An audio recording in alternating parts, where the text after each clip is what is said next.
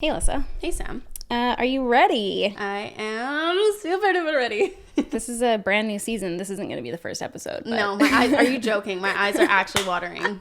This is so stupid. I'm so over it. She can't take it. So today, we actually have a guest from my past. That makes it sound like it's like a boyfriend or something. It's not. This woman, her name is Hollie. Hollie Locke. She was my best friend growing up. We were neighbors when I was in. I think she moved in. I don't even know. Like, I know that we were neighbors like for years and years and years before they moved away, but she was my best friend growing up. And she was a teen mom and is still a mom, of course. Yeah, we're going to talk to her today. She reached out to us, but I'm so excited that she did, because I don't know why this didn't cross my mind. Maybe because I don't have kids. But that this is something that is, can be extremely difficult to navigate. Yeah. And so having like a firsthand account of her experience and allowing our listeners to ask questions about it as well, I think is really beneficial. And I'm really excited to just talk to her in general, but also like hear her story. Yeah, for sure. Me too. By the way, we're obviously all still in quarantine. Oh, yeah. So we'll be talking to Hollie over Zoom. Yeah, I guess for not those, a sponsor. I thought that was going to be like obvious, but not everybody watches the YouTube video. So yeah, she is being zoomed in. So without further ado, you guys, here is my longtime childhood best friend, Hollie. Hollie, how are ya? How the heck are ya? I'm good. How are you guys? Isolated. Very isolated. We're trying to keep sane over here, I think, like everybody else. Yeah. Yeah, crazy times right now, hey? Yeah. Yeah. I feel like I can't stop talking like Juliet Barnes in Nashville. I'm like, how the heck are ya? I'm literally obsessed with that show. I think I've seen every episode, so I feel you on that. Dude, I've been going back. Did I like miss out on like a major trend here? You did, but like just by the fact that I like the show, I feel like you won't like the show. That's accurate. We have like that's accurate. Like the most opposite like taste in pretty much everything. Yeah. So before we jumped on the call with you, we were just like pre-recording, telling the listeners and stuff that you and I lived across from each other as children. Yeah, childhood buddies, neighbors. Hollie used to sit on her front step. She had like these like front steps outside of her front door, obviously, because they're front steps. And she used to sit there, and then I would sit outside on my mom's like blue Grand Dam, and we'd like wait for each other to be sitting outside at the same time so that we could hang out. Why not just like go over and see the other person? Oh, man, I don't know. I think ago. it was forever ago, number one. Like we're literally like dinosaurs at this point. Yeah. Why wouldn't we go over? I don't know. I think like it wasn't as cool. Well, it just like wasn't a thing. I don't think like back then nobody had like cell phones and stuff, so it was like you kind of just had to just wait. meet outside at a certain time. Yeah. Yeah. I just knocked on doors, man. I don't know if we had that like kind of thing. I think it was like it had to that be didn't like happen in happenstance. Glamorous. Yeah, things were different. Sam always hates on our middle school. She's like, you guys were up to no good up there, and we were always were. No, we thought the same thing about CMB, didn't we? Though? Yeah. Like, okay, yeah. when she talks about 6th grade, I'm like, are you fucking kidding me? I'm like, we were still like drawing and finger painting. No, I was in a boy's basement with his arm around me. Yeah, as if. And then watching some show with like iced tea in it, kissing. Anyway, so I've known Hollie for us then. Maybe it was GMS. I don't know. Dude, I'm starting to learn that 100%. I think GMS was the problem. Yeah. Anyway, Hollie and I have known each other for a really, really long time. As we mentioned earlier, she was a teen mom, and she's agreed to share her experience here with us and answer some questions from you guys. So we're really thankful that you're here, Hollie. I know that it's really hard to like open up, and especially if you're not generally in this industry, it's like really scary. So I think that it's really brave, and I think that I'm already gonna cry. Don't cry. You can't cry because you're gonna send me over the edge, and I'm just gonna try and not go there today. I think that it's going to be really helpful, and like I said before, especially to get like a first person account of kind of how it was for you. So I kind of wanted to start off because you and I kind of like lost touch a little bit after, I would say, even like middle school, like right in the middle. So I wasn't really around for your pregnancy and stuff like that. I didn't really know a whole lot. So I kind of wanted to go back and just talk about like, what were some of your like thoughts of what your life was going to look like, even in like middle school or growing up? Like, did you think that you wanted to have kids? Did you think you were going to have kids young? What did you want to do as a career? Kind of just like set the stage. Yeah. Well, in middle school, I don't really think I gave much thought to having kids at all. I don't think I even thought past what high school looked like at that point. But going into high school further on, obviously I had dreams. I had like career choices. I had plans. I wanted to travel. So, getting pregnant obviously kind of takes your life to a halt, and you kind of have a new perspective, and, a lot of things change for sure. Yeah. Everything changes. So yeah, it was crazy times. No kidding. And did you, I mean, I feel like this is obvious because I feel like I know from the experience, but were you trying for a baby? No, not at all. So when I got pregnant, I was actually on birth control, which is kind of like, wow, people think that, if you get pregnant when you're a teenager, you must have either, just been careless or, maybe have been trying to be, a young mom. But at that point, no, that was not something I wanted, not something I thought about. Definitely was trying to prevent that from happening. Yeah. But, life has other plans for you sometimes. So what do you do? Yeah, I think that that's an important distinction to make too, because I feel like the stigma around teen pregnancy or like being a young adult pregnant is exactly like you said, like you're being careless, you're being thoughtless, you're not taking the right measures, but that's not always the case. And I feel like oftentimes it's not the case, right? And even people who are using other forms of contraceptives like, like condoms and stuff like that, like there's people who are on birth control and take and use condoms and still manage to get pregnant. Like it's, these things are kind of thought as like, oh, I'm doing this, so I'm not going to get pregnant. But of course there's always, what birth control is like 96% effective or 98% effective or something like that. It's high. Yeah, I think it's high. Not high enough. Different types of birth controls have like a different percentage of like how much they work. But I think I was on the pill at that time. And I think it was like 99%, effective. And so you kind of think, oh, well, you have 1% of getting pregnant. It's not going to happen to me. I'm being smart. That being said, though, there's days that I miss the pill. I'm not gonna lie. There's days that you forget. There's days you get caught up doing other things, and then you're told to top up that pill. You're supposed to double up or whatever. So, that had happened. I was 17 when I got pregnant. Taking a pill every day wasn't like, okay, I'm going to take it at this time. There's times I was careless. That happens, Right.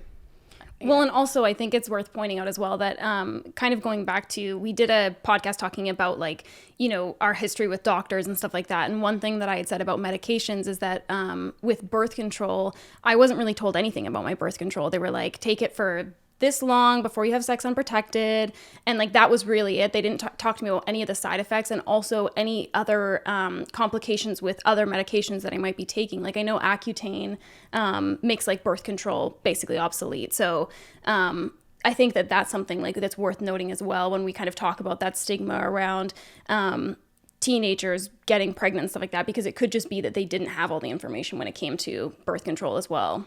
Right. Yeah, and I feel like in sex education too, I know I harp on this all the time, but we managed to work into every episode how dismayed we are. Well, because the thing is that teenagers are going to have sex, okay? Yeah. It's the way that it is, and not all teenagers, obviously, but humans like to have sex. It's a thing, okay? And so by not educating, it's a normal thing too. And so when they say that like, teenagers just stay abstinent, it's just unrealistic. In my opinion, It's just unrealistic. People make that choice.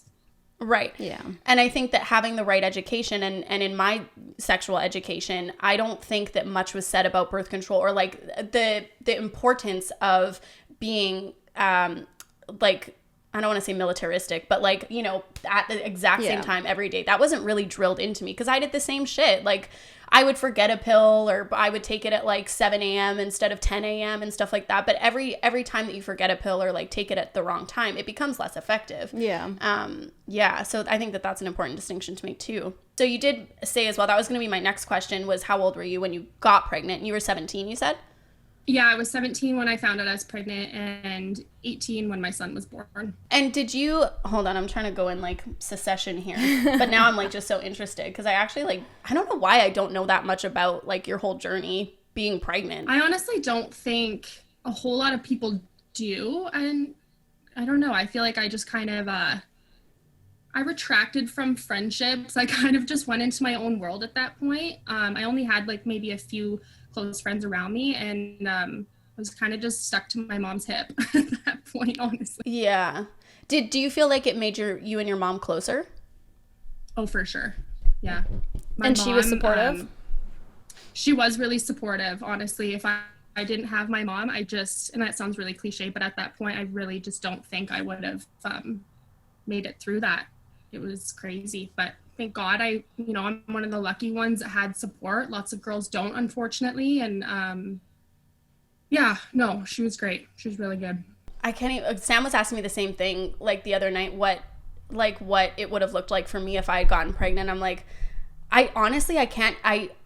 because I haven't had a kid or anything like that, I can't even imagine like who would have been in my corner, like, you know, friendships that I would have ceased to exist. You know what I mean? Like it's so hard to put yourself in that position if you didn't experience it, right?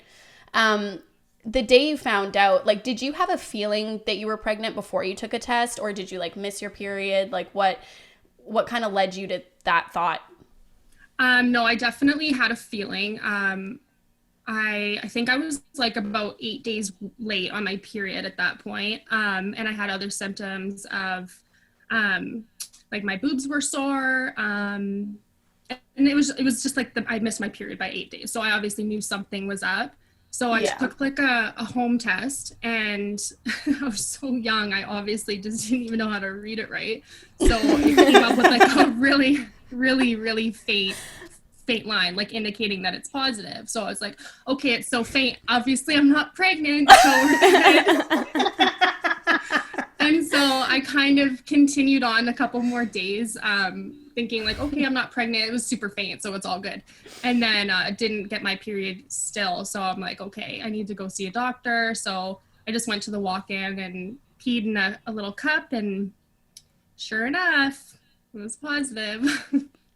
And had you told your partner at that time that you had taken an at-home test, or were you kind of doing this on your own? No, so he knew. He was with me when I took the test at home.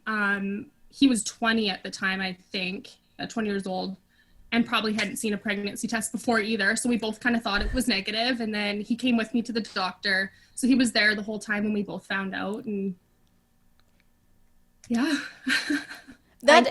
Sorry, go ahead. Oh, I need to like just butt in with this story really quickly. I was in fucking Japan, and my period was late, and I was like freaking out about it because the whole time we had been there, we would like go to different like monuments and stuff like that, and like it would be like the temple of motherhood and like just weird shit. Like it just kept happening, like weird like signs of like motherhood and stuff. And so my period was late, and I was like panicking about it. So we went to a Japanese drugstore and got a pregnancy test, and when I peed on it, it like showed whatever in Japanese, and I was like, I can't fucking read this. I have no fucking clue what this means. I have no clue. Yeah, and like the instructions obviously are all in like Japanese, like they're not in English for me. So I wasn't pregnant. Just as You've never told me that story before. I just thought about it right now, and she was like, I couldn't read it. I'm like, fucking me neither.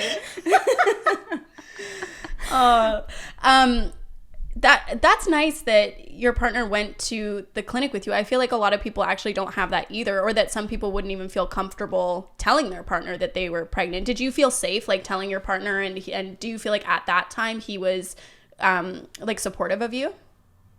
Yeah, no, I felt okay telling him. It was kind of like an open conversation that like, hey, I'm late on my period.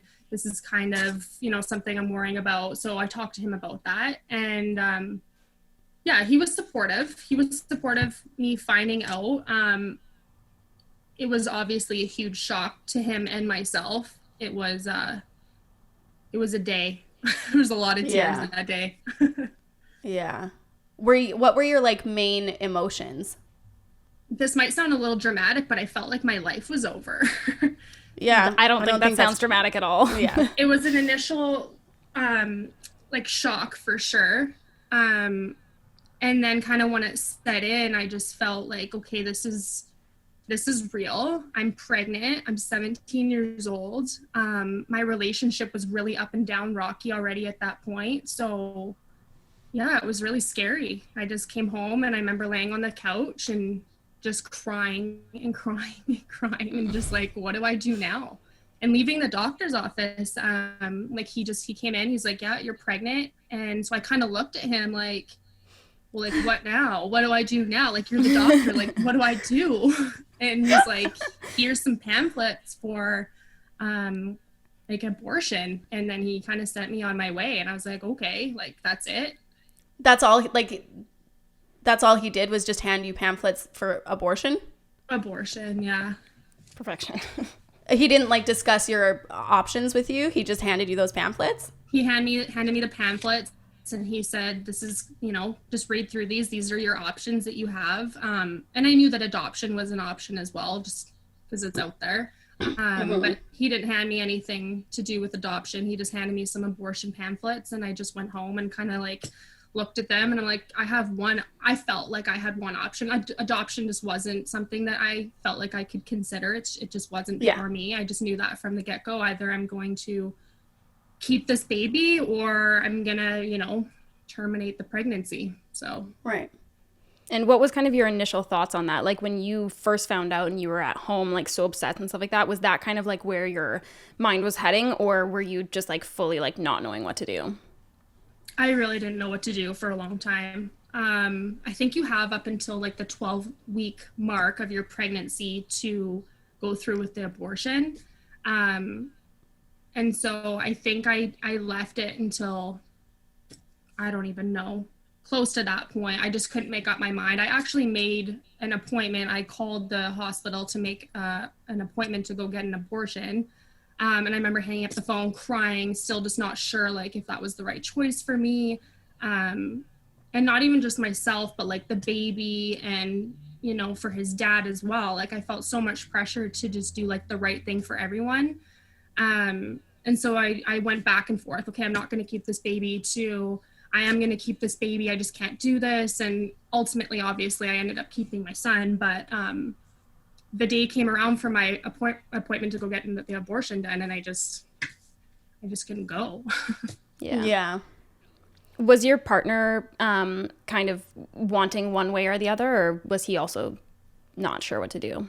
He had his moments of being really, really supportive, and then also just, I'm sure, terrified too. He's 20 years old, so your priorities when you're 20 years old and you're a guy, kind of like friends, parties, this and that, and I think he was scared. So yeah, there was times he definitely, kind of opted towards the abortion, and you kind of feel alone in that aspect, feeling like, hey, it's not something I want to do, not something I can, follow through with. So yeah, it was a little lonely at times. Yeah, I'm sure. When had you told your mom? I don't think I told my mom until like a week later. I kind of sat on it and I was so scared to tell my mom, obviously, like probably most girls would be. You just don't want to feel like the letdown, or you don't want to like disappoint. So yeah, I had to sit on it, but I did end up telling her, and she was good. She kind of knew. I sat her down outside and I was like, so I've got something to tell you. She's like, you've been like crying on the couch for the last 5 days. She's like, you don't say. We're sitting there like in silence, and I was like, hey, actually I don't have something to tell you, like I'm gonna go. And she's like, no, you have something you gotta tell me. And I'm like, well, Mom, I'm pregnant. Because I know your mom, which is why like I'm laughing. Obviously it's a serious conversation, but I'm just like picturing that. I'm picturing like 17-year-old Hollie and then like your mom having this conversation. It's just like, oh. It was good fun for sure. Yeah. Do you feel like she was really helpful in the process of you deciding what to do? Like, was she supportive of whatever you chose? Do you feel? Yeah, no, she was supportive. Anything that I chose, she I actually talked to her the other day because I kind of wanted like a refresher of, her thoughts and opinions from, that time. It was a while ago. My mom, I had so much loss in my life at that point. We're going to get kind of dark for a second, but like I lost my grandmother. I lost my best friend in high school. So I'd seen a lot of loss around me. My mom, what she mentioned the other day, she's like, I was worried that, if you decided to not go through with the pregnancy, that you would experience like such great loss.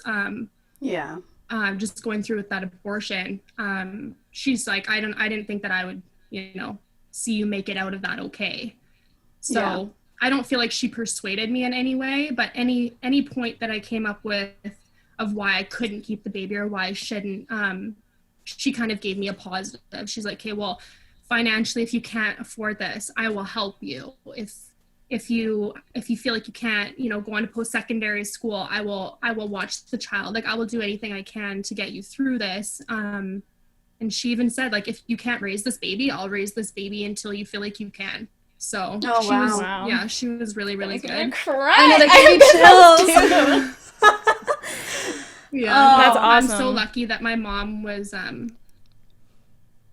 just the way that she was, because I know that lots of girls don't have that. And that breaks my heart because, like I said, if I didn't have my mom and I didn't have that support, like, I don't know what I would have done. Yeah. I can't imagine being so alone. Like I already felt alone in so many other aspects as far as like having friends and like, my relationship obviously ended up coming to an end shortly after Titan was born. But just not having like a family or like, some sort of support system, you need that. That is so crucial at that time in your life. And some people don't have that, and that's horrible. Yeah. That breaks my heart.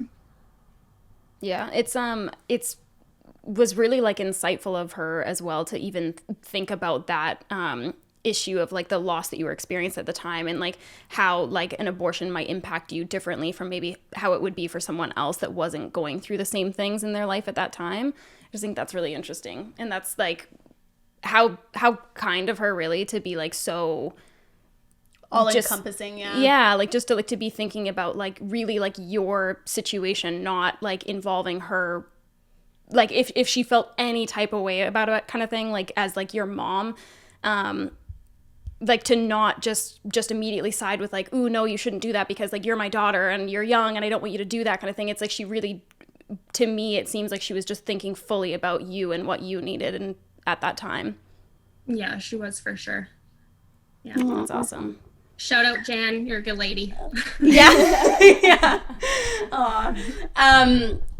So you found out when you were 17, you ultimately just didn't go to the appointment. And so then you were 3 months pregnant. Had you graduated at this point already? Yeah, so I got pregnant the summer after I graduated. So luckily I had, completed my high school. That was out of the way. But yeah, summer after. When your life is supposed to blossom and flourish. Yeah. Well, it did, just in a different way. It did. Yeah. A different way for sure. Do you feel like you lost friends because you were pregnant? Because I'm assuming, well, my summer after high school, like I had moved to Edmonton and I was still like partying and stuff like that. So I'm curious to know if your friends, like your social group, was supportive as well. Yeah, I feel like my social circle was always pretty small. Like I had a few close, good girlfriends. Like I went to parties in high school and, like I knew quite a few people, but like my small circle was my small circle. And at that point, I had two of my close friends that actually already had kids. So I was lucky that I had, or they were pregnant and then, just had their kids right before Titan was born. So I did have like a small circle, but I feel like I kind of like pushed people away just because I was kind of like ashamed in like some aspect. It was embarrassing. And so I just kind of retracted to myself and, stayed at home. Like I said, hung out with my mom, hung out with, my son's father. Why do you think it is that you felt embarrassed? Do you think it was because of the social stigma around it, or because you felt like you weren't like living up to people's expectations? Like, do you think you can pinpoint that? I think that definitely like the embarrassment and the shame came from the fact that my relationship was so rocky at that point. I felt a lot of judgment from people around me, friendships, just people I went to school with, thinking that like, I remember I had a girlfriend come to me and she's like, you know, everybody's saying that like you got pregnant on purpose to keep this relationship, right? And I was like, wow, yeah. What? Like people actually think that that's something I would do? I was like, do people not understand like my whole life is completely turned upside down. It's completely changed. It's not in any way whatsoever how I thought it was going to go. Like this wasn't a plan for me. So I think it was like, you know, some of the rumors you hear about yourself and just people's judgment in general. Like it sucks. Well, and especially like being that, you know, we all were kids, like, and the way that kids process things, they are just like mean and nasty and spread rumors and stuff like that, because it's just like you're not like emotionally mature enough to like deal with something so like with so much gravity to it, really. Yeah, and something that's like really sad about that too is that, you know, right now, like Sam and Matt are married, right? If they were trying for kids and getting pregnant, I feel like they would be met with congratulations and all of that kind of thing. And regardless, like you love your son so much, and like I see you guys on stories and stuff like that. Like obviously, I mean, you're a great mom from what I can see and all that kind of stuff. And it's such an important bond, but you had to miss out on the congratulations and the excitement and like going shopping for baby stuff because you were feeling this like embarrassment and stuff like that and the stigma around you. And I think that that is something that like is really sad. And I think that, you know, are there hardships? Absolutely. And hardships that I haven't had to go through. But I think that once something has, you know, happened and you've made the decision, it would be nice if people could be, you know, excited instead of spreading all of these like vicious rumors, basically. Yeah, because it's not, you know, cliche done the right way, like getting married or, you know, having your career all figured out at that point. So yes, it's scary, and yes, it's like traumatic in a sense, but you know, when you make that decision, like you've thought about your options back and forth like I did, it would be nice if somebody, you know, kind of was like, it's going to be okay. You're going to be okay. Like, yeah, good for you. Good for you for, you know, kind of choosing the hard route in some aspects. Abortion, that's another topic that is so hard as well. But choosing to really like follow through with that pregnancy and just being like, okay, here I am, I'm going to raise this child. It's hard. So having people kind of, you know, shit on you for that, it's like, I don't know, it's sad. Yeah, that is sad.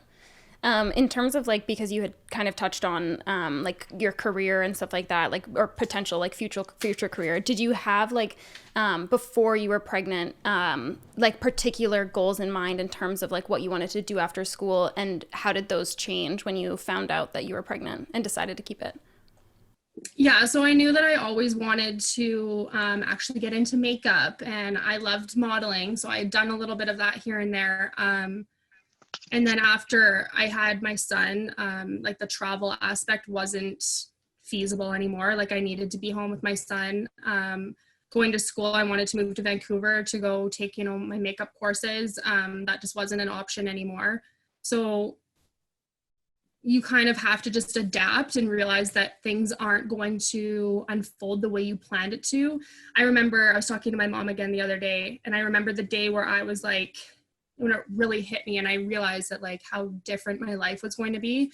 And I was walking along the lake with her in Kelowna, and she's like, you, like, things are going to change for you. You can't go do this. I think it was like an event that I wanted to go to. And it sounds so cliche and stupid, but I was like, wow, I can't go to that. Like, I can't do this and I can't do that and I can't go to school. And I just felt so limited. And like, what do I do next? Like, how do I find a career? What am I really passionate about? And all of that really just took like, it just went on the back burner for a long time because I needed to be home with my son. He was my priority. And you're trying to figure yourself out and the things that like you want to do and you dream about doing. And when you just finish high school, like the world is your oyster. Like this is when you're supposed to go and move away, find yourself, travel, you know, do whatever you really want to do that makes you happy. And so finding, you know, finding out that I couldn't go do that, and that, you know, I had to be home now and care for this human being. I'm curious kind of throughout this whole process, because obviously you mentioned that it was like kind of lonely and you were feeling sort of like judged by people and stuff like that. Were you struggling at all with like mental health? Because I know that that's something that is typically kind of like in line with like pregnancy and after birth and stuff like that. A lot of women struggle in that way. Well, and especially, sorry to interrupt, especially with what you just said about having to come to terms with this kind of new normal for yourself. Mm-hmm. Finding out I was pregnant definitely took a toll on my mental health. The whole pregnancy was tough. Feeling isolated, feeling like, you know, watching your friends go to parties or, you know, move away and go and travel, you feel kind of left in the dust. I know that's kind of, and that's no one's fault. Like, that's what other people are supposed to do. Like, they carry on with their lives. But when you just can't do that, you kind of, like I said, you feel left in the dust. And so I think like just the isolation, the loneliness, yeah, it takes a toll on your mental health for sure. After my son was born though, like that's when it really hit me. I definitely had like the postpartum blues, they call it. So like really, really bad depression after my son was born, because that's when all like the responsibility really starts to kick in. Obviously you have this new human that you have to wake up with in the middle of the night, feed them, change them, and you're so tired. Like you are so tired, beyond tired, that I just couldn't even tell what day it was. And I was doing a lot of the work on my own. So, yeah, it definitely takes a huge toll on your mental health. And yeah. I feel like in the age that we're living in now, mental health is more of an ongoing conversation, whereas back when you were pregnant or when your son was first born, I don't feel like it was as normalized. Yeah, it wasn't. I don't feel like we saw it anywhere. Did you even recognize what you were going through at the time? No, I really don't think I did at all. I don't think that I had any idea how like I knew that I was struggling, like I knew that things were hard, but I thought that it was just because that I was so young and I was just like missing out on like kind of normal life. I didn't really realize that maybe it was like a mental health problem until, you know, until my son was probably like a year, 2 years old. And then I was like, okay, like I've been consistently struggling for a long time. So did you end up reaching out for help in that vein? Yeah, I had seen a couple of counselors. My mom was probably like, again, the biggest supporter for me at that point. She had seen everything unfold with how Titan's dad and I had separated. That's when things were really hard for me, just because it was a messy split. And then going from, you know, already being like a teen mom, like you're young and, you know, you're missing out on these other aspects of your life, to now I'm a teen mom, but I'm also a single mom and I got to do, you know, everything kind of on my own. And yeah, so after we'd split up, that's when things I think really took the toll on me. And thank God I had my mom. She kind of talked me off the ledge a couple times. Yeah. When you first had Titan, did you think that you guys were going to stay together, or did you kind of have like concerns that maybe you guys weren't gonna make it through? I think I had a lot of like wishful thinking, and I was really like naive to the fact that I'm 17 or 18 when my son was born, and you kind of think that, you know, we're gonna make it work for this baby. We're gonna be together. It's like we're gonna make it work. It's gonna be okay. Even though things were kind of on the decline for a little bit. That was obviously my goal. I wanted to make this family work for my son's sake. I come from, you know, a kind of broken home, so to say. And so I didn't want my son to be raised in that kind of same environment. But ultimately, things happen. He, you know, ended the relationship, and I'm glad he did now. It just wasn't a good environment if we stayed together. You know, we're okay now. Things are a lot better now. But at that time, it's traumatic, you know, just feeling like, okay, I am this young and now I'm a single mom. So, you know, who's going to want to take on that responsibility? Where do I go now? Who's going to want to be a stepdad? Or like, am I ever going to get married? Am I going to be alone forever? You know, these things kind of go through your head. And so it's just like, yeah, it's scary. How has the experience of dating, now that you are like a single mom, how has that been for you, if you don't mind touching on it? Dating sucks. Dating sucks. I ended up finding a guy who was great. He had kids. He was quite a bit older than I was, by I think 11 years. So I was looking for someone who had the same values as me at that point. I really wanted like the white picket fence family for my son to be raised in. And he, you know, had 2 kids from a prior relationship, and he was kind of like that father figure I thought would be great for my son. And then life happens again and things didn't work out. So that relationship ended. I was engaged. So kind of had all these hopes and dreams that I'm going to do it right. I'm going to, you know, get married and, you know, maybe have more kids. And then that came to an end. So now it's just me and T, and we're good. But the dating aspect, my God. I think there's just a lot of pressure to like not, you know, bring home men all the time to your child. You don't want to introduce them to someone, you know, every week. If it was just me and, you know, I'm dating, I'm just like coming, going, doing my thing, then that's okay. But when you have a child who, you know, question who's around, like, who is this person? You know, like, you have a huge responsibility to like uphold like an example for them. So it's hard dating because, you know, you don't want to introduce your son to every single person and then it just doesn't work out. It's not just my feelings involved, it's his too, right? Yeah. It's so amazing to me, like you're hearing your story and like the amount of strength that you would have had, but also the emotional maturity at such a young age to even recognize that, because I think that there's a lot of people who have kids at a quote normal age, if you could, you know, if you can say that, who still don't take that into account, who still introduce, you know, people like person after person to their kids. And I, you know, my family is also separated. And so I know what it's like to have people in the house, not like, you know, one after the other, but even if they're a constant, is something new, right? And I think that you having that, you know, emotional maturity and intelligence at such a young age is, it's just crazy. I don't know that I would have done the same, honestly. Yeah. I could, you know, speculate. Well, thank you. Yeah.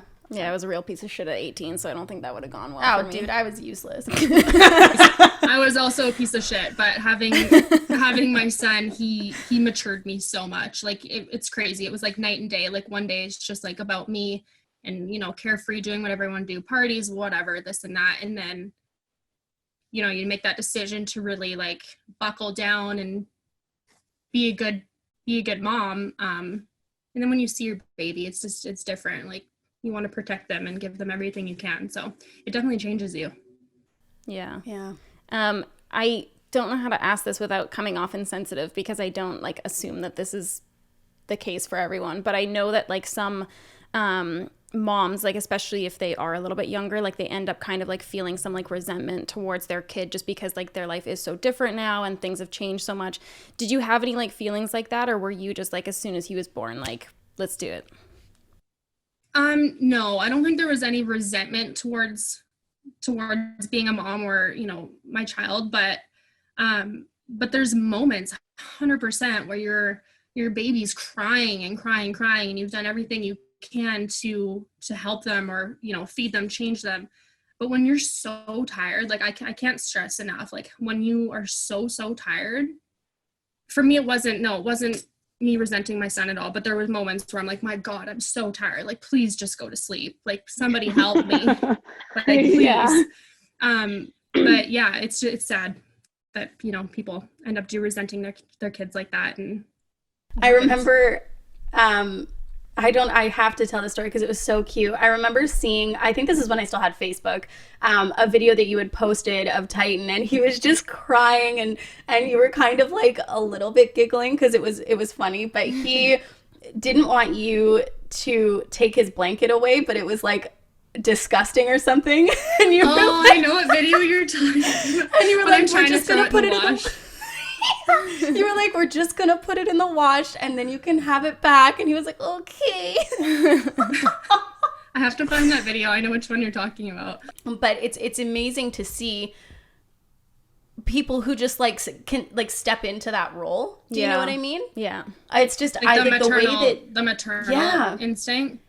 Yeah, and even my my other girlfriend Cassie, she has 2 children, and just like watching her with her girls, and I'm just like my mouth is like dropped because I'm like, how do you know like exactly what to say and like discipline so like effectively? And I'm like, is that gonna be me? Because like, who is that? I think that it's like it's learned as you go. Like there is the maternal instinct that I think lots of women have, but then there's also women that don't have that, you know, and I think that it's learned, and patience is a virtue. Like you just have to kind of take every day as you go. And there's a lot of like, there's a long time where I had no idea what I was doing. Like I was like, how do people do this? Like I'm not supposed to be a mom. Like what? Yeah. Like who left me with this child? But you kind of figure it out as you go. So okay, so going kind of back into like the mental health aspect of it a little bit, do you feel like it would have been helpful?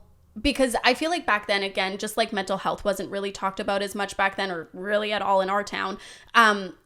Now I feel like there's, you know, mommy bloggers and Instagram and blogs that you can read up on and stuff like that. Do you feel like if you, like 17-year-old you was having a baby now, that social media would have helped you? Or do you think that you wouldn't reach out to those kinds of things? Like, I just guess, like, what are your thoughts on that, having experienced it without anyone really to look up to, I guess, other than your mom? Yeah, at that point, I think like Instagram was just becoming a thing. It was pretty much just Facebook, and you know, Facebook, it's kind of just like your friend group. So yeah, I do for sure think that, you know, this day and age, there's so much more accessibility for people to reach out to like-minded people, people going through the same things. It would have for sure been helpful because I was, like I mentioned, you know, really isolated, feeling alone. So, you know, if there's another teen mom out there at that point that I felt I kind of resonated with, maybe it'd be okay to like watch them thrive in some sense, give you some sort of sense of like hope for the future that, okay, everything's not kind of over for me. I'm not done because I'm, you know, a young mom. So I think it's good. I think it's a good thing now. And yeah, that would have definitely been helpful at that point, but such is life. We weren't there at that point. So for you, what were the like biggest kind of like stressors for you being a teen mom? Yeah, some of the biggest stressors I think were just becoming like another statistic, like another failure as a teen mom, another you know, mom that just doesn't get her shit together when she's young. I like not graduating college, not doing something with my life, not being you know, a positive influence for your son or your child, because I feel like so many young moms get that bad rep that just because you're young that you don't know what you're doing, you know what I mean? Or that you're going to screw your kid's life up. So I think that was one of the biggest stressors, to just like be different and, you know, kind of break that statistic and just do good for my son. So I think that was one of them.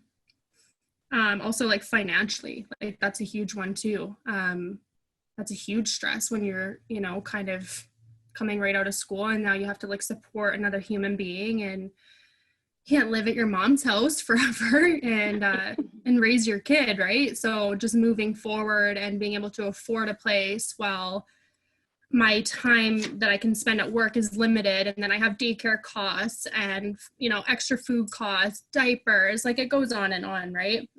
So financially, that's another huge thing. It's hard. It's a struggle. Yeah. When did you end up going back to work? So when my son was born, or when I was pregnant, sorry, I worked throughout the pregnancy.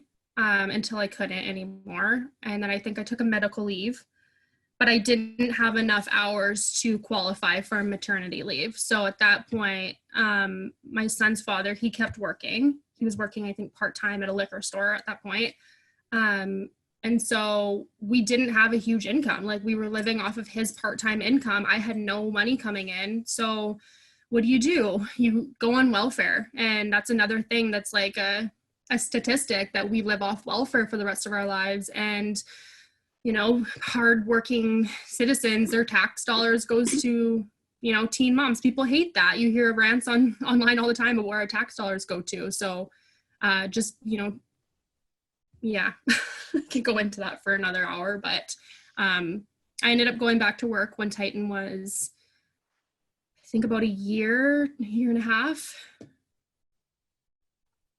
No, he was 2. I went back to work when he was 2. What was that transition like for you? It was good. I think getting back to some sort of routine for myself instead of just, you know, stuck in the house raising a baby every day was good for me. I feel like making my own money was another, it gave me my independence back in some aspect, right? I wasn't living off the government anymore. I felt good about myself, that I could support my son. And at that point I got together with my ex-fiance, and so we had 2 incomes at that point. So it was good. It was a lot better. But yeah, 2 years old. I think I was bartending at that point. Yeah, on a golf course. So how long did you and your son's father end up staying together? So in all, I think we were together for about 5 years. We were together 4 years before I got pregnant. We dated all through high school, and then split when Titan was about a year old, I think. Oh, wow. That must have been really difficult. Yeah. So overall, for the whole experience of, you know, being a 17-year-old pregnant, being 18, 19, and being a single mom, and now having raised Titan, who is he 7 years old as of Friday? Or 8? He just turned 8 last Friday. That's crazy. I know. So raising an 8-year-old, like full on child. Yeah. What was the hardest part? What was the hardest part of the whole experience? So I think the hardest part for me is kind of what we touched on a little bit earlier, when, you know, that relationship with his father and I came to a screeching halt, and realizing that, you know, I was going to be a single mom, and I was going to have to raise this child and not fuck up. So, you know, the pressure there of just like being a good mom, and really dealing with like the depression afterwards, like the postpartum depression, and the loneliness. So, you know, when his dad walked away, there was a point there where I really just didn't see any future for myself at that point. I didn't see like how somebody like continues on, you know what I mean? Yeah.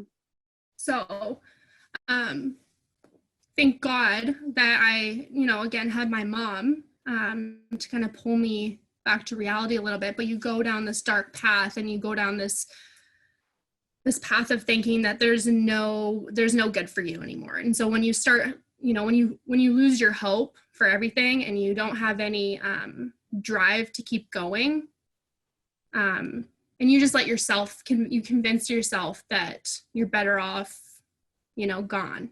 So, working through that was probably the hardest part. Just realizing that I have my son here, and he needs me. He needs me to like pull it together. It's not all about me. And, yeah, I just had to get my shit together. But there was a long period there where I just didn't want to keep going. It was hard. Yeah. I can only imagine. Yeah.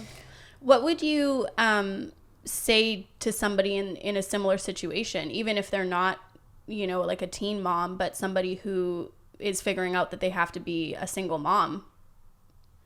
What would be your advice? I think that you really just need to be like kind to yourself at that point, and it might sound cliche, but you have to just face each day as they come, because if you really just like let your mind run wild of where am I going to be in 5 years? I'm not going to achieve this that I want to, or I'm ruining my kid's childhood because I couldn't make that relationship work. Those things aren't true. Those are things that we tell ourselves. And I think that you just need, you need to be kind to yourself and like go look at yourself in the mirror and give yourself a damn pep talk if you need to, and tell yourself to like get your shit together and you're gonna be okay. And like your kids need you and your kids love you and they need you to be happy. They don't need you to be unhappy in a relationship where it's just not working. You know, they need you happy, even if it's with somebody else or if you're on your own for a little bit. Your kids just need like a mentally strong parent, you know what I mean? Yeah, for sure. I felt like I was gonna lose a lash. I was like, my eyes were like watering. So, oh God. Yeah. It's taking me a minute to get back from that. Okay, well, let's end our question portion on a good note, because I see how good of a mom you are. I see how much you love Titan. I see how happy he is. Obviously not every day, but, you know, in the highlight reel of Instagram.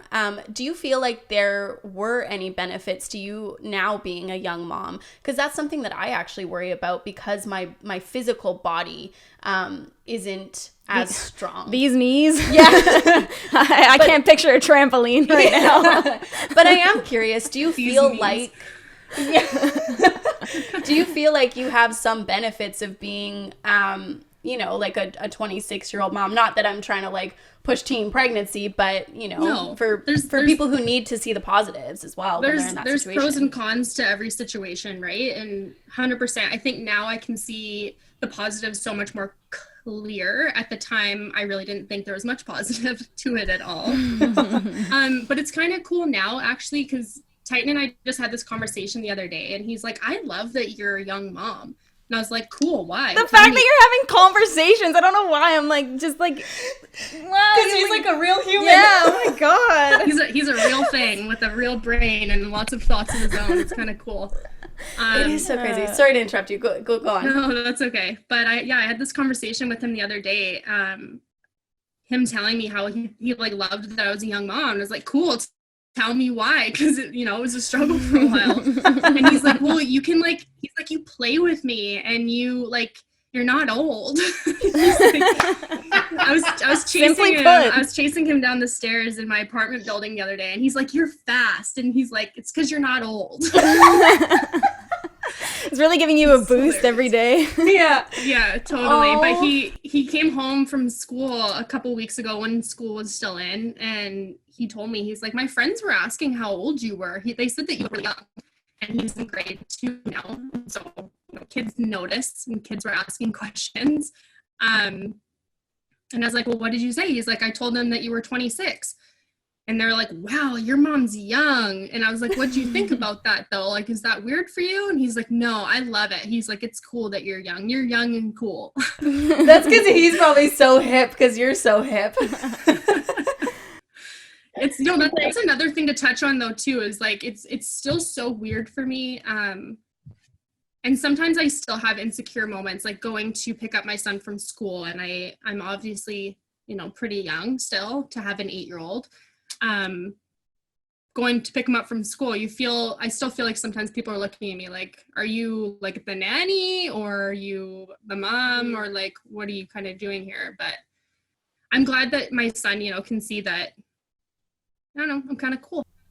Yeah. I was actually going to ask you if it was comfortable for you, like going to like parent teacher conferences and stuff like that, or if you feel like, because I feel like if I was going to a parent teacher conference right now, I'd be like, yeah, exactly. Like I was in trouble. I don't know. Child still. Yeah. Or do you just put on like your mom face and you're like, we're here to talk about my son? I think I've learned to just like have that mom face. I'm generally just like interested in like how my son's doing in school, but I do for sure have those moments where I'm feeling a little insecure and a little like, I'm young to be here, but this is my life. This is my reality. And I've had a couple years now of him being in school. He's in grade 2 now, to just it's just kind of normal now. But definitely at the beginning when he started kindergarten, it was like, whoa, like I'm back at a Yeah. school and it's not for myself. Yeah. I got back here real quick. Yeah, when Alyssa and I were writing down questions, we were talking about that, and I was like, I can't even imagine like pushing a stroller with like my birthed child in it. I'm like, I would feel like such like an imposter because I feel like still like a baby. Yeah, I don't know why. Like, I don't feel mature. Like, I feel like I'm still like 18. Yeah, me too. And I feel like even like buying pregnancy tests or anything like that, I still feel like people would be like, instead of like, you know what I mean? But realistically, they're like, you ain't special, bitch. Yeah, you getting pretty fucking old. Yeah. No kidding. They're like, your best fertile years are soon behind you. Botox is wearing off in quarantine. I definitely still feel really young too. Like I look at Titan and I'm like, you just turned 8. Like what? Like, that's just crazy. I do feel like I was like 18 last week. Time goes fast. It really does. It goes really fast. No kidding. Yeah. I'm just curious now. This isn't like on our sheet or anything, but like what's your favorite part of being a mom? Not even like a young mom, but just like about being a mom. There's so many good things. I love being a mom. Like I really do. I'm surprised that I have enjoyed it this much. Because for a long time I convinced myself like, holy shit, you're gonna be horrible at this. Like, what are you doing? I think honestly, just like seeing your child like grow into their own person. And I mean, I'm probably like every other mom, but like my son, he's so smart. Like he knows random facts about like Stephen Hawking's and like planets. He's just like so smart and he's so interesting and he has so many questions about like why we're here as people and like the world and the earth and how things work. And I'm just like, whoa, like he blows my mind with how smart he is. And I'm just like so proud that like that's my kid. Like I look at him like, you look like me. That's weird. And also you kind of like have like really cool facts and like things that you know about. Like you're mine. Like I made that. What? Oh. Yeah, he's such That's a good awesome. kid. I love him. Yeah. Before we get into the questions that we asked people on Twitter, well, we asked if people on Twitter had any questions for you. Is there anything else you kind of want to share about your story or any like teen mom or just mom in general or mom to be? Is there anything that you want to like say to them or about your story that we didn't touch on?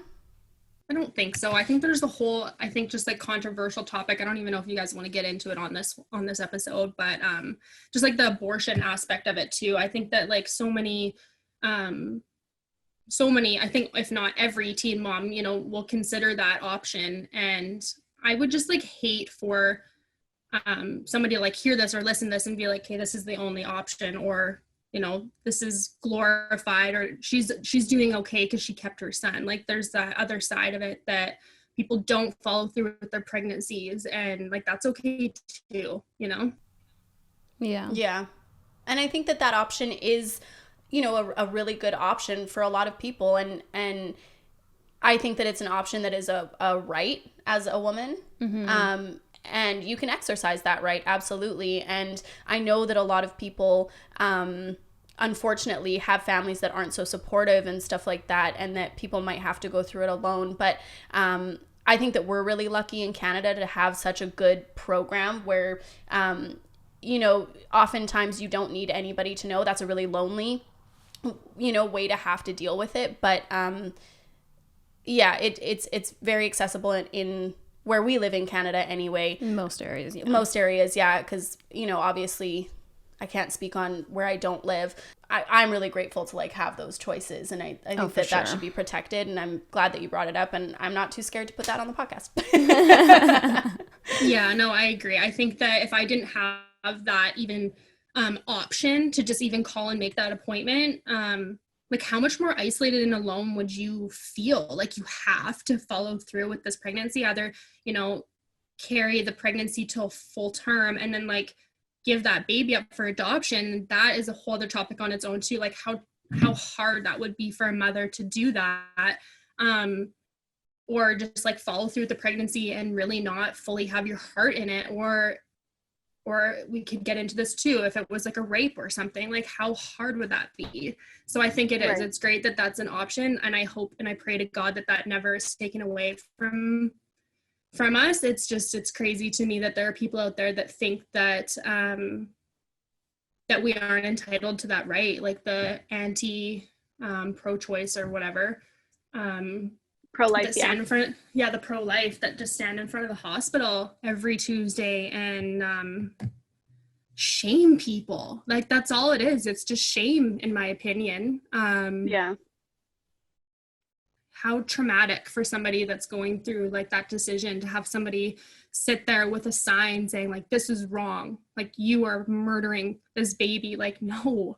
Yeah. And so if they're standing out there and they're protesting this like actively for years now, what about coming to a solution, like help, do something that's going to be of a service to somebody? If you feel like you need to stand out there with these signs and shame people, whether you want to call it shaming or not, or, you know, sharing information, how about come up with some resources for these moms who do follow through with these pregnancies? Because you're sitting there saying that they need to follow through with these pregnancies.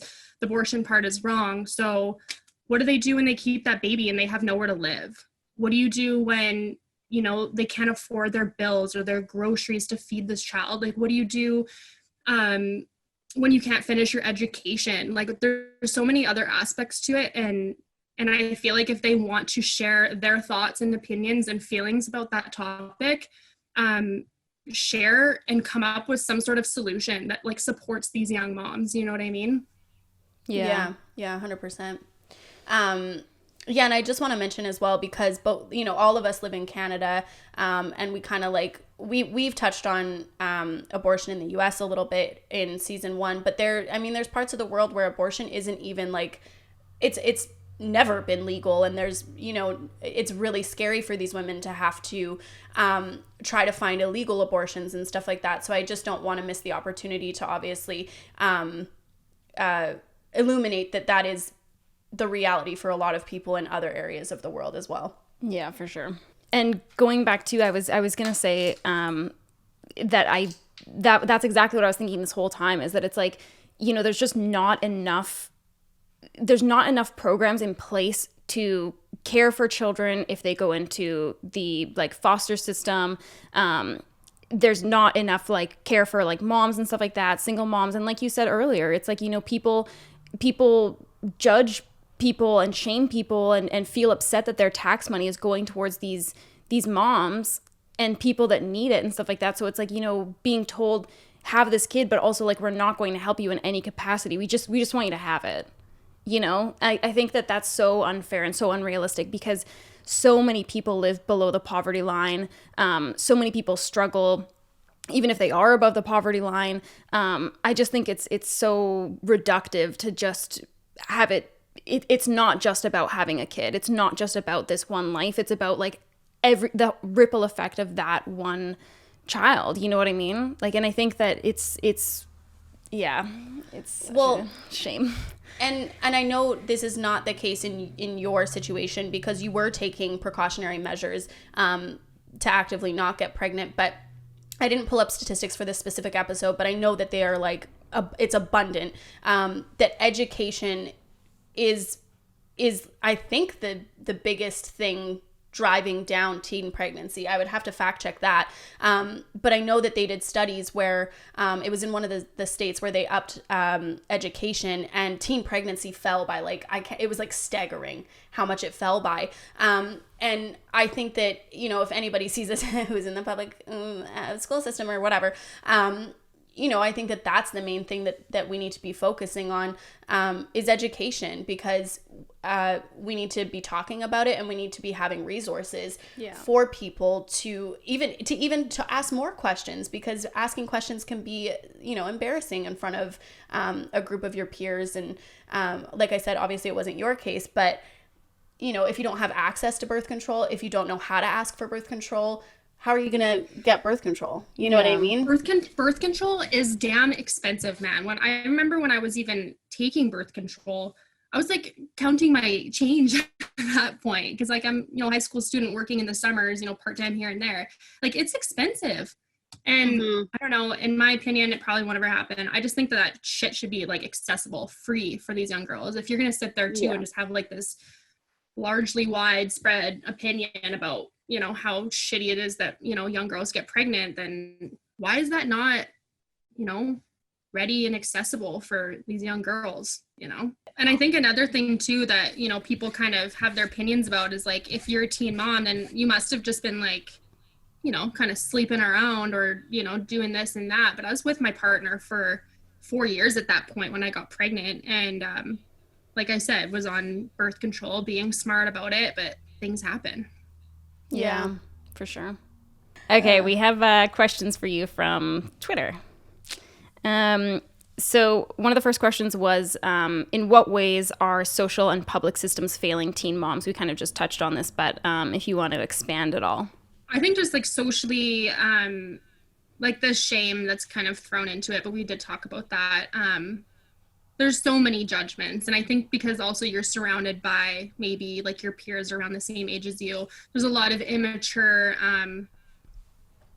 thoughts and opinions going into that. I really just think that also, like it's always going to happen. Like there's always going to be teen pregnancies for the rest of our day and age, you know what I mean? So it's not going anywhere. It's not going to end anytime soon. So as soon as we can all just like accept that, like, yes, teenagers are going to have sex. Yes, there's going to be unwanted pregnancies or unexpected pregnancies, like the better. So why don't we start asking questions about how we can like support these young girls and dads and, you know, find resources to help them instead of just, you know, the dirty looks and the, you know, unwanted opinions and stuff. That's interesting that you bring up the unwanted opinions because like they're absolutely unwanted. And even when you were saying I can't even imagine like the thought of like having a kid and like having it be on social media and stuff like that, because like just the thought of someone telling me how to raise my kid or like they're in their stroller wrong or something like that, like on the street makes me crazy. Mm-hmm. Putting it on social media and having like all these fucking people like pipe in about it, fuck me, man. Yeah, but even when you were talking about your friend who shared with you that there were rumors going around about you, like that's an unwanted opinion in itself. Like, why do you feel the need to come up to me and tell me that? Like, that doesn't make me feel good. Yeah, I think honestly after she had told me that, I think that's when I started kind of to like when I started retracting from people and just kind of doing my own thing when I was pregnant, because I just didn't need that information at the time. And so obviously I was just like drawn to any sort of helpfulness or positivity that I could find at that time, and that was my mom. That was honestly just my mom at that point. Yeah. Okay, somebody else asked, and I put this in quotes, so it's a direct quote. They said, I don't know if this is insensitive, but if the pregnancy was an unplanned one, how do you think your access or lack thereof to sex education influenced the decisions that led to the pregnancy? Thinking back, what would you have wanted out of sex ed that you didn't get? Obviously, we touched on the fact that, you know, you were, you know, taking precautions, but do you feel like anything else you would have wanted to get out of sex ed to do with the premise of pregnancy? I don't know. That's a tricky question because like there's probably so much more that they could share in sex ed that they don't. I remember listening to your guys' one episode about when you guys were talking about STDs and STIs and stuff and the sexual education aspect. And I was kind of sitting there chuckling along because we probably took the same class, Alyssa, about like what they do share. And lots of it's outdated and a lot of it's like, you know, just kind of like a scare tactic. Okay, if you have sex, you're going to get this disease, you're going to get this or that or whatever. But I think, Sam, you mentioned on there about like the emotional aspect and like all of that with what comes with having sex. And I think that they should share that. And I think that they should share more about what happens, like what do you do when you do get pregnant? You know what I mean? Because it's going to happen. Lots of people do get pregnant no matter how safe they're trying to be. So where do you go from there? Because I remember, like I said, looking at the doctor and going, okay, so like what now? Like I didn't know. So you have one option, you know, like here's an abortion pamphlet. So how about like being proactive and sharing some of that insight before it happens, I guess, you know, or having people come in and share their stories even like, this is what I went through. I did get pregnant, this and that. I don't know. I feel like that could be helpful. Yeah. Because even like me right now being 27, thinking about planning to have a kid, I feel like I would still go in and be like, if I got pregnant after planning to have a kid, I feel like I'd be like, what now? Like, I feel like I still would have no fucking clue what I'm doing, or like, what's the next step, or like, who do I tell about this? Like, and like, even when I got pregnant, I felt like there's like that one stepping stone. Okay, so I'm going to go through with this pregnancy. And then I remember like the day Titan was born, they placed him on my chest, and I remember looking at him and I'm like, whoa, okay, so now I have to really like care for this child. Like, my pregnancy's over. It's so longly anticipated, 9-10 months, however long it goes for. And then when the baby's actually born, I remember thinking that too, like, okay, so what now? Like, there's a lot of stuff that I don't know. So maybe sharing some more information too about like what you do next. yeah, like just kind of looking at like all of the outcomes rather than just assuming that like no one's going to get pregnant. I agree. I think that would be helpful. Oh, dude, it's so wild that like, I don't know why this is still so weird to me. Like, I am an adult, but like the fact that we have like an actual living thing that can grow inside of us, and then they place them on your chest and you're like, oh my God, you're a human. That's still so weird to me. Yeah. Was that like a weird thing for you? Yeah, it was a very surreal moment. And I'm sure it is for every mom. Like, as soon as your baby's placed on you and you wonder what it's going to look like for so long, and then it's finally in front of you, it's so surreal. It's crazy. But there's a lot of a lot of pressure after that, because you're like, okay, well, now I actually have to care for you. Like, my pregnancy's done, and you feel like that's kind of okay, it's over. But no, you actually have the rest of your life and that child's life. It's the beginning. That conversation we just had actually brought up another question I have. If you don't mind sharing, if you don't want to share, that's totally obviously fine. Did you have any feelings of like being self-conscious about the way that your body had changed, especially like, the fact that it was unplanned, and being so young, not expecting your body to change so quickly? Did you have feelings like surrounding that? For sure. I remember just being shocked the first time I found a stretch mark. I think I was on my boob and I was like, what? Like, no, this is not okay with me. I did not expect this. Like, mm-mm. And I remember talking to the doctor about it. I was like, what do I do? Like, what do I put on it? Like, what's going to stop it? And she's like, there's not really a whole lot you can do. Like, sorry, this happens. It's part of the pregnancy, aspect. And so I think that's when I kind of really knew that like my body was changing and it was going to forever be different. And it takes a long time to fully like just accept that like your body's going to be a lot different after. And especially when you're that young, right? I feel like I never got to fully grow into like my young little perky boobs that I had before I had my son, and then just grew like big old knockers, and then they're gone. So I feel like I missed out on having like a young cute little body in some aspect, but I've got my son out of it. It is what it is. Like, your body changes, you know what I mean? Yeah. And for the record, I still feel like you have a young cute little body. I've seen your modeling photos, so but that because thanks babe. No problem. This was a question that I had earlier, but we saved it for the Twitter questions. But someone asked, how do you feel like television shows like Teen Mom differ from a real life experience? And do you feel like those shows glorify teen pregnancy in any way? I think that there's some good parts to having shows like Teen Mom. Partially because I think that it has shown like some good reality to it. Like, it's not all like glamorous. You see, relationships end, you see the struggles financially, that sort of thing. So I think that that's good, but I also think that they could share, I guess, I don't know if people wanted to share more though. I would say there's just more to it than kind of what you see on TV, but I guess that depends what those people want to show, I just hope it wouldn't glorify it, because it's not an easy thing. And I hope girls wouldn't go make that decision to get pregnant to try and be on a show like that. That's only my fear of that one. Right. Yeah. I didn't even think about that. Yeah, I didn't think about that either, but yeah. Because it's not all butterflies and rainbows and yeah. And I also think my mom mentioned the other day that movie Juno. Do you guys remember that movie? Yeah. She's like, it was really simplified. Like, it was a good movie, but it was really simplified. She's like, there's so much more to it. And becoming like a single parent too, like, there was really nothing about that. And most relationships, even if you're married nowadays, like lots of, I think, what is it? Most marriages are like 50% and in divorce.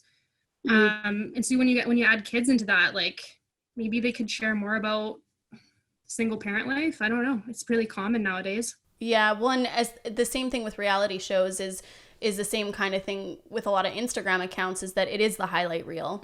And it's what either is going to spike ratings or what's digestible by the public. Yeah, for sure. Yeah. It's simply for entertainment at the end of the day. You know what I mean? Yeah, it's not an educational show. Okay, so next question is, what were the main factors behind deciding to keep the child, be it religion, fear of abortion, or no access, finding out too late, etc.? That's a tough one for me to answer, because I don't know if there was like any one deciding moment where I just decided like, this is what I'm gonna do. Because even after I didn't show up for my appointment to have that abortion carried out, I still wasn't fully sure like what I was doing, but I was pregnant and I was going through with it.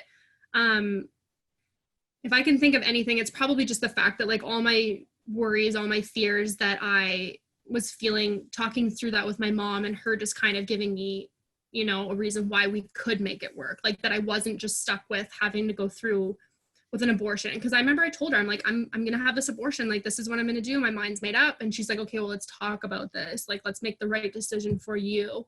And so I think I just ultimately came to kind of, I had more pros than cons in some aspect. I personally just couldn't at that time in my life go through with the abortion part. It wasn't anything to do with religion. It wasn't anything to do with anything else other than just the fact in my heart, it just wasn't the right decision for me. That's fair.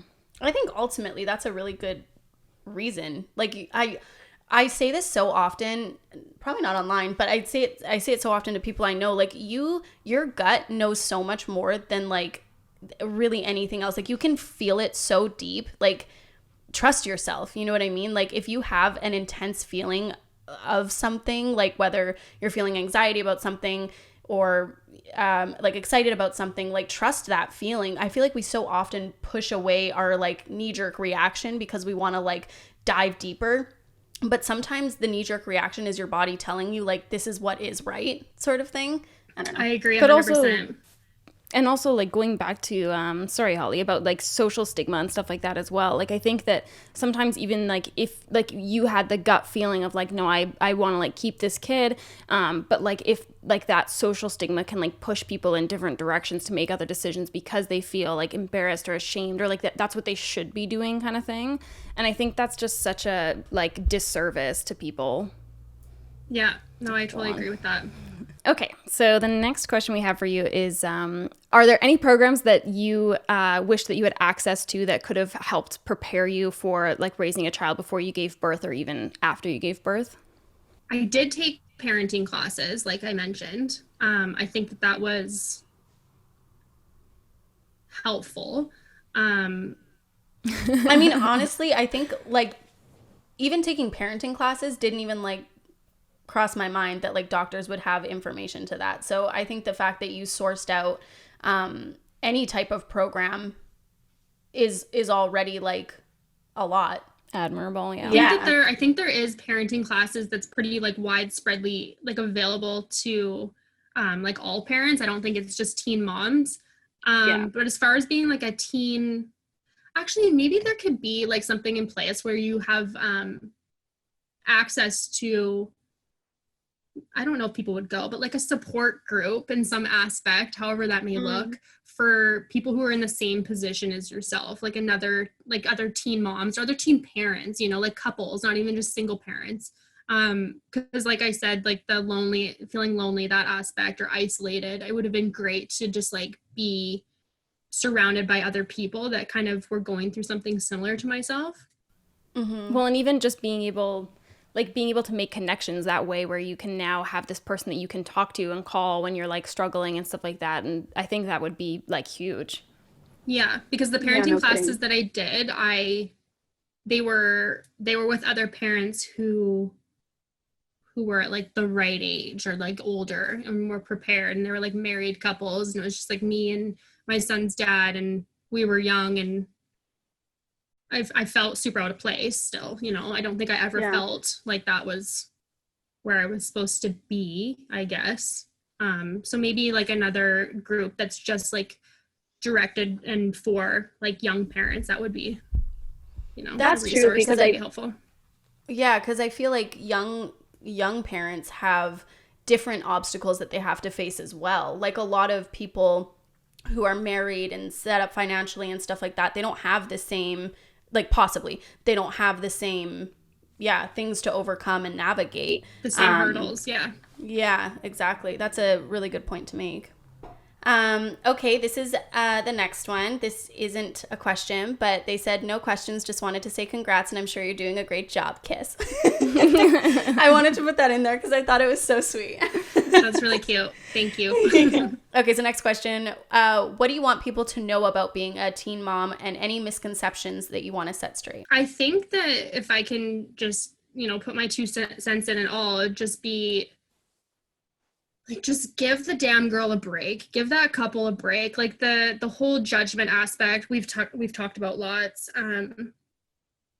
Just maybe if you have something that you'd like to say that's not going to be beneficial or helpful for that person, just maybe share it with a friend instead of like at that person. You know, like they're already navigating probably one of the hardest things they're going to have to go through in life, and if you don't have something helpful, you know, to contribute, then just shut up. And I guess like one thing that I think people perceive about teen parents is just like I said again earlier, that we all are unprepared, and I was, but that we're gonna all fuck up, or we're all gonna just like fail, or we're all gonna drop out of school, or that we're not gonna be successful. There's so many. I was actually looking at some statistics online a couple of days ago, just so I kind of had my facts straight. And I think it was like 55% of moms drop out of school or don't graduate. And although that may be a statistic and it may be real, it's not going to be everybody. And so just like encourage that person instead of, you know, shitting on them. Well, and that's the thing. Like, I think that people that have, you know, like if you're constantly being told that you're going to be a fuck up and that you're not going to finish school and you're not going to be able to do this and you're not going to be able to get a job and you're never going to be able to date anyone, well, of course, you're probably going to be, you know, more likely to be in that situation. But if you have people around you, like your mom, who is like, no, we can do this, we can figure it out, we'll make it work, like, I'll help you, you know, like, then I think that kind of liberates people to be able to, you know, do everything that they want to do, or as much as they possibly can.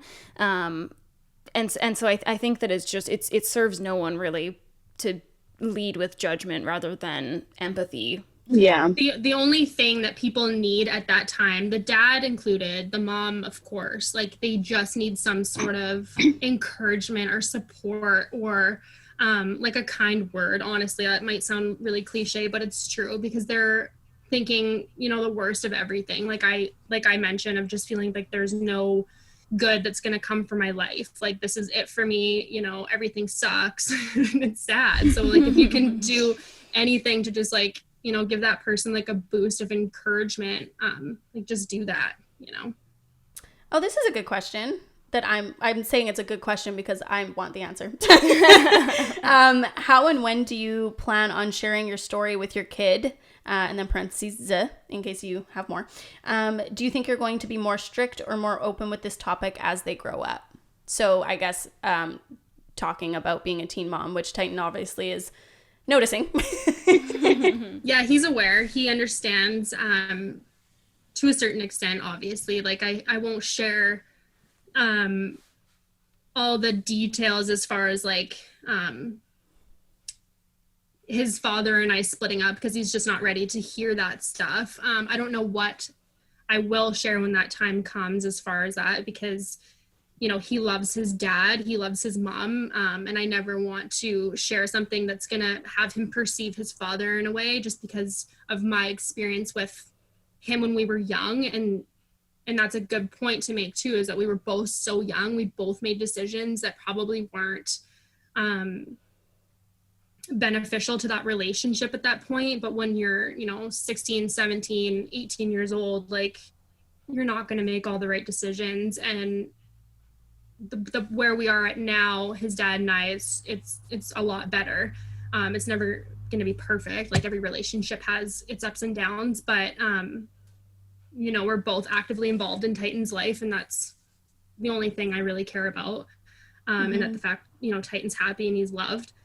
But as far as me being like a teen mom, it's hard to explain that for him to fully understand. He knows I'm young. Like he knows, he gets that part. He likes that part. He's never once been like, you're really young. Like, you don't know what you're doing. Like, I'm still his mom.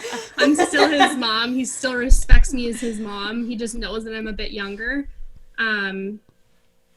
As far as like being strict or more slack on that, I think that I'll just be more understanding when he gets to like that age, and it's just a weird thing to think about. I hope that he'll be smart. I hope that I know he will, because he's just like, he's a good boy. He's a good kid. But yeah, I don't know. Shit happens. I'll just always support him no matter what, you know, just like my mom did. Do you think that you'll have like really open communication about like sexual education in your home? Like 100%. With his questions and stuff like that? And yeah. We're already like, just like really like, we'll just talk about anything. Like I really am just like an open book. He knows that he can kind of ask me whatever. We've talked about, you know, where babies come from. He's at that age. That was a fun one. It wasn't one I was prepared for at all either. Let me just like note that. It completely took me off guard when we were driving in the car. I just like almost drove my car off the road. What did he ask, if I can ask? Like I don't know how if did I you remember approach that? exactly how he worded it, but he may have really just asked me like that question, like where do babies come from? And I used to kind of put it off. I remember I put it off like here and there, like they come from the mommy's tummy or whatever. And then he's like, but like, how do they get in there? Like, why? So he started asking more in-depth conversations. I was like, hey, I have to fully like explain this now, because he's gonna ask it somewhere else. And if I'm not giving him that, you know, correct information, then, you know, I don't want him getting the wrong information from somewhere else or some crazy, you know, made up story about how babies get in there. So he knows. But when he's older, and I guess when that day comes and he's, you know, gonna have sex with someone, I hope that he is just a gentleman, and I'm raising him to be a gentleman, and that he'll know kind of what he's supposed to do. And like, if you're gonna have sex, like you're going to, you know, eventually, you know, things happen. Not that he's going to get somebody pregnant, but like, that's what happens, you know, in the big picture, that's what happens, you know? So yeah, I can only hope and pray that I can give him the tools and teach him, you know, what to do. But, you know, like I said, I'll just support him no matter what. That's actually a big thing that we talked to. Did we talk about this, or did you and I just talk about this? About how we did talk about this on the podcast. Sorry. How we always felt like it was our responsibility to supply the condoms. And I think that if I have sons, I'm going to be like, listen, okay? You better come stacked with them condoms, boy. Yeah, like if I feel like it's appropriate at the age, and I mean, I hate talking about being a mom because I don't ever want to eat my words, okay? But when it comes the time, I feel like I would, you know, supply, and my mom supplied condoms to my brother, and I mean, he's childless. I think that it is crazy, because as a woman, it felt embarrassing to have to ask them to use one. I would have preferred if they just like took the initiative and were like, here we go, okay, it's time to rock and roll. Yeah. No, I think that it's a little naive, and I hope that doesn't offend somebody, but I hope that they understand where I'm coming from. It's naive to think that like your kids aren't out there having sex, and if you don't give your kids that information, or, you know, condoms to your boys, and they need to know how to use them, put them on. Like you're doing them a disservice. So I don't think it's like encouraging kids to have sex. I don't think that it's like, here, you know, have a good time. I think it's just being smart, because it's really naive to think that they're not going to go out there and do that, you know? And I think it's embarrassing for young boys to go to the store and buy a box of condoms. So just do them like a favor and save them that initial embarrassment or whatever, and just have them available. I don't think there's anything wrong with that, honestly. They give them out in school, so why not, just be like a supportive parent, because they may be like okay or inclined to get them from, sex ed class, but like if their parents are like, you have condoms, what? Like that's bad, then and they know that you're okay with it, then like I think they're, going to be more open with you. Yeah, and I think open conversation is so, I know that I've preached on this before, but I think it's so important. I couldn't imagine like my mom coming into my room and finding something that was me trying to be proactive, like if she had found birth control or something and then scolded me for it. It's like, well, actually when she found out I was on birth control, because she knew that I had lost my virginity somehow, like she just felt it like spiritually. It was the weirdest thing. So she confronted me about it. Yes. And like nobody knew, and she was just like, have you? And I was like, what the fuck? Because it was like days after. Anyway, she had asked me if I was on the pill and I said yes. And she told me she was proud of me. That's good. For going down to the doctor, because I made the appointment myself. I talked to the doctor. We researched the best one for me. And she told me she was proud of me. And I think I'm just realizing now like how impactful that was for me, to reinforce that I had made the right decision for me, at the time. But again, also important to note that like birth control does have side effects, and unless you're allergic to latex, condom doesn't really have any. So I think that it's just really important that if you leave the door open for your kids to talk to you about these things, like chances are they probably will. But if you're going to like shit on them or make it seem like it's this bad, dirty thing that they're doing, like they're not going to talk to you about these things, you know what I mean? And then you got to realize like how much more they probably won't share with you about other things, drugs and alcohol, whatever it might be. So just like leave that door open for them to just like talk to you about this stuff. It's important. Mm-hmm. Okay, so the last question we have for you was, do you feel like it was hard to be patient, understanding, open, forgiving in the beginning because you were still growing and maturing into adulthood? Do you feel like if you had a child now, that your parenting style would differ? That's a good question. I like that one. I think it was harder for me to like maturely understand and forgive at that point. Like as far as my relationship ending with his dad, like it was a horrible thing like that we both went through. At the time I was like so distraught and upset about it. It was a hard one for me to get over. Now I just realized that like things happen. It's best that we did end that relationship. My parenting styles, I don't know if I would be different. I think it'd be a lot more chill this time. I feel like the first time you're like, don't touch my baby, like you're gonna give it the flu, or like they drop their soother on the floor and you have to wash it every time. I just feel like when you're a first time parent at any age, like the first time there's so many unknowns and it's scary. But I think I'd be excited to be a mom again. Yeah. To do it like when I'm prepared, and actually look forward to the pregnancy. At the time, like I didn't want to get like photos and stuff done, and I didn't get to do like all that maternity stuff, and I wish I had like those memories. I don't have them, but this time it would be exciting to look forward to that. Oh yeah. Well, I'm excited for another little Hollie number 2. Yeah, one day. Cool kids, so there you go. I gotta find a husband first. I keep telling Titan that because he's at the age now where he's like, can I have a brother or sister? And I'm like, may I have? I'm like, listen, I gotta find a husband first. Yeah. You're like, go find me one. Yeah, you can interview them. Yeah. No kidding. Is there anything else, anything that we've touched on that you want to like touch on further, clarify, anything else you want to bring up before we go?